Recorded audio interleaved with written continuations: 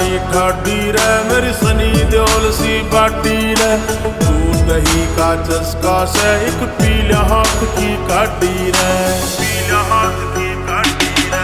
ओ हवा बनाई ठाडी रे मेरी सनी देओल सी बाटी रे। तू दही का चस्का से एक पीला हाथ की काटी रे। कान को सूती बैठक में